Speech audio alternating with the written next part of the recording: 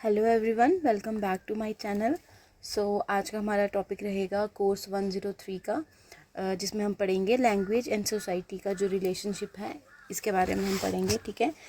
आज का हमारा टॉपिक है लैंग्वेज एंड सोसाइटी। ठीक है। लैंग्वेज एंड सोसाइटी जो है वो are deeply interconnected and influence each other in many ways. ठीक है। Language is not only a medium of communication but also a social institution. ठीक है। Shaped by culture, social, economic, political factors. ठीक है। Society provides the context in which language is learned, used and developed. ठीक है। Society ही एक ऐसा context हमें provide करती है जहाँ पे हम लैंग्वेज को सीखते हैं, इस्तेमाल करते हैं और बढ़ाते हैं। ठीक है। At the same time language plays a crucial role in shaping social relationship, identity and social structure. इसलिए study of language and society help us how communication function within a social framework. ठीक है। उसके बाद हम पढ़ेंगे meaning of language के बारे में। ठीक है। Language is a symbol system, sounds and rules used by human beings to communicate thoughts, feelings and ideas। ठीक है। लैंग्वेज एक सिंपल साउंड और रूल का ऐसा सिस्टम है जो ह्यूमन बींग यूज़ करता है अपने थॉट्स, फीलिंग्स और आइडियाज़ को शेयर करने के लिए। ठीक है। It enable humans to interact, share experience and transmit knowledge from one generation to another. ठीक है। इससे हम क्या करते हैं, अपने एक्सपीरियंसेस, अपने नॉलेज को एक जनरेशन से दूसरी जनरेशन में शेयर करने में हेल्प करता है। Language is learn socially and is closely linked with the culture and traditions. उसके बाद हम पढ़ेंगे मीनिंग ऑफ सोसाइटी के बारे में। ठीक है। मीनिंग ऑफ सोसाइटी में क्या हम पढ़ेंगे, society refers to group of individual living together in a organised community. ठीक है। उसमें हम क्या पढ़ेंगे साथ में कि society shapes human behaviour. Society से ही ह्यूमन बिहेवियर जो है उसको शेप मिलती है और ये हमें प्रोवाइड करता है स्ट्रक्चर ऑफ सोशल इंटरेक्शन भी। ठीक है। लैंग्वेज जो है वो एक मोस्ट इंपॉर्टेंट टूल माना जाता है किसके लिए, for maintaining social order and continuity. ठीक है। अब हम पढ़ेंगे कि लैंग्वेज और सोसाइटी के बीच में रिलेशनशिप क्या है। ठीक है। The relationship between language and society is close, mutual and interdependent. ठीक है। जो रिलेशनशिप है सोसाइटी और लैंग्वेज के बीच में ये बहुत ही क्लोज है, म्यूचुअल है और ये दोनों एक दूसरे पे म्यूचुअली डिपेंड करते हैं। Language does not exist in isolation. ठीक है। अकेले हम लैंग्वेज को नहीं पढ़ सकते हैं। It develops and functions with in the social context. ठीक है। Similarly society depends upon language for communication, cooperation and continuity. ठीक है। जिस तरह लैंग्वेज सोसाइटी के ऊपर डिपेंड है वैसे ही सोसाइटी लैंग्वेज के ऊपर डिपेंड है, किसके लिए, कम्युनिकेशन के लिए, कॉपरेशन के लिए और कंटिन्यूटी के लिए। ठीक है। Changes in society bring changes in language. अगर सोसाइटी में चेंज आएगी तो लैंग्वेज में भी ऑटोमेटिकली चेंज आएगी। ठीक है। इसमें हम पॉइंट वाइज मैं आपको एक्सप्लेन करूँगी। सबसे पहले आ गया language as a social product. ठीक है। Language is created and shaped by society. ठीक है। लैंग्वेज जो है वो बनाती और उसको शेप भी कौन करता है, सोसाइटी। जैसे कि सोशल कस्टम्स हो गए, हमारे ट्रेडिशंस हो गए, बिलीव्स हो गए, वैल्यूज़ हो गए, ये डिटरमाइन करते हैं कि हम लैंग्वेज को किस तरह यूज़ करेंगे। ठीक है। हर एक सोसाइटी की अपनी खुद की लैंग्वेज होती है, उसके कल्चर और उसके कम्युनिकेटिव नीड्स के अकॉर्डिंग। जैसे कि फॉर एग्जांपल अर्बन और रूरल सोसाइटीज़ की वोकैबुलरी अलग होती है, एक्सप्रेशन अलग होते हैं। क्यों? क्योंकि उनका लाइफस्टाइल जो है वो अलग अलग होता है। ठीक है। उसके बाद हम पढ़ेंगे कि how society influence language use. Society का क्या प्रभाव पड़ता है लैंग्वेज यूज़ पे। ठीक है। सोशल फैक्टर्स जैसे कि क्या आ गया, class, caste, region, gender, age and education influence language use. ठीक है। People modify their language according to the situation. हर इंसान अपने सिचुएशन के अकॉर्डिंग अपनी लैंग्वेज को मॉडिफाई करता है।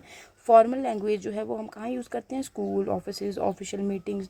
लेकिन इनफॉर्मल लैंग्वेजेस हम कहाँ यूज़ करते हैं, फैमिली में, फ्रेंडली इंटरेक्शंस के लिए हम कौन सी लैंग्वेज को यूज़ करते हैं, इनफॉर्मल लैंग्वेज को। थर्ड पॉइंट हमारा आ गया लैंग्वेज रिफ्लेक्ट्स सोशल स्ट्रक्चर। ठीक है। लैंग्वेज हमें किस तरह से सोशल स्ट्रक्चर के बारे में बताती है।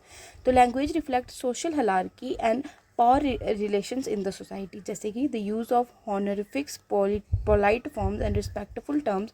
इससे हमें क्या पता चलता है, सोशल स्टेटस के बारे में पता चलता है और रिलेशनशिप के बारे में पता चलता है। कि जैसे इसकी एग्जांपल क्या है, the way student speak to their teacher is different from how they speak to their friends. ऐसे स्टूडेंट्स अपने फ्रेंड्स से बात करते हैं वो बहुत अलग होता है जिस तरह वो अपने टीचर से बात करते हैं। ठीक है।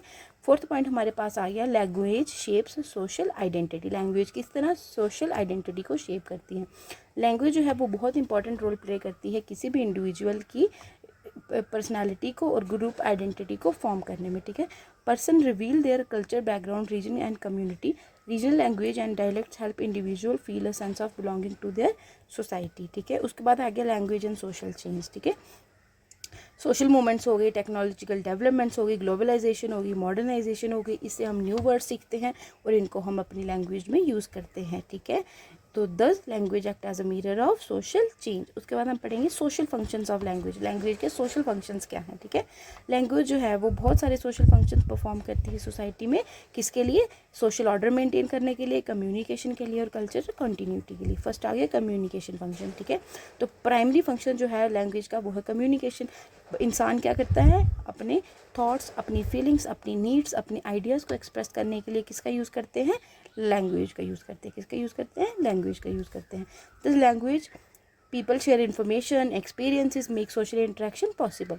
नेक्स्ट आ गया cultural transmission. Language carries culture from one generation to another generation, जैसे कि traditions, customs, values, stories, historical knowledge are transmitted through language. Without language culture community would not be possible, ठीक है। उसके बाद हमारे पास आ गया common language promote unity cooperation within a society, it help in building relationships, mutual understandings and social harmony. National और regional language जो है वो हमारा बहुत इंपॉर्टेंट रोल प्ले करती है किसमें, इंटीग्रेटिंग डाइवर्स कम्युनिटीज़ में, ठीक है। नेक्स्ट हमारे पास आ गया identity and self expression. Language जो है वो इंडिविजुअल को अलो करती है ताकि वो अपनी आइडेंटिटी और पर्सनालिटी को एक्सप्रेस कर पाए। Through language people express emotions, opinions, beliefs, ठीक है। It help in individuals develop self confidence और सोशल रिकग्निशन। उसके बाद हमारे पास आ गया सोशल कंट्रोल एंड रेगुलेशन। तो लैंग्वेज जो है वो सोशल नॉर्म्स को, सोशल रूल्स को, लॉज को, मोरल कोड्स को एक्सप्रेस करने में बहुत इंपॉर्टेंट रोल प्ले करती है।